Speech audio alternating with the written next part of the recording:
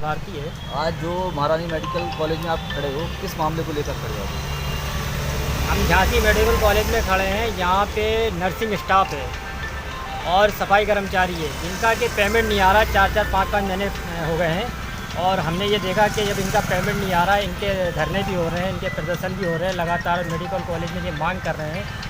इसीलिए हम आए हैं क्योंकि हम ऑल इंडिया सफाई कर्मचारी ट्रेड यूनियन से राष्ट्रीय महासचिव बुंदेलखंड प्रभारी हैं और मेडिकल कॉलेज में आके हमने इनके CMS साहब हैं सचिन मौर्य जी, तो उनसे हमने वार्ता करी तो वो ये कह रहे हैं कि मेडिकल कॉलेज में जो ठेका है उसका तो ये राइट होना चाहिए। उनका भी कहना यही है कि उसका राइट होना चाहिए कि अगर पेमेंट लेट हो रही है, सरकार से पेमेंट नहीं आ पा रही तो पेमेंट देखा जाए। अगर ठेकेदार किस बेस पे ठेका दिया जाता है, हमें ये नहीं समझ में आता कि ठेका दिया किस बेस पे जाता है। अगर 5-5 महीने पेमेंट नहीं आएगा, कर्मचारियों को पेमेंट नहीं मिलेगा, वो अपना घर कैसे चलाएंगे? और जब उनसे वार्ता करो तो वो ये कहते हैं कि बजट नहीं आ रहा, सरकार के ऊपर कहते हैं। और हम ये कहते हैं कि आपको जब ठेका दिया था तो उनकी वैल्यूएशन इतनी देख लो कि अगर 4-5 महीने पेमेंट नहीं आ रही तो अपनी जेब से कर सको आप।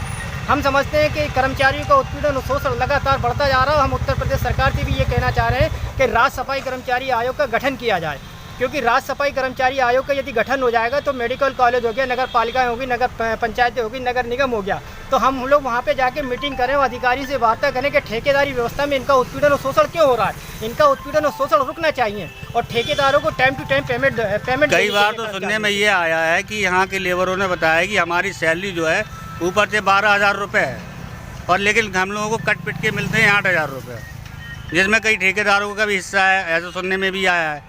क्या आपके संज्ञान में ये मामला है? सत्यापित बात है? क्या है कि ठेकेदारी व्यवस्था में तो उत्पीड़न और शोषण लगातार बढ़ रहा है, क्योंकि ठेकेदारी में ये भी सुनने में आता है कि इन लोग आदमी को लगाने पे भी पैसा लेते हैं। आदमी को लगाने पे, बदलने पे उन्हें धमकी भी दे देते हैं, भाई तुम नहीं करोगे तो दूसरे को लगा देंगे, उससे पैसा ले लेना।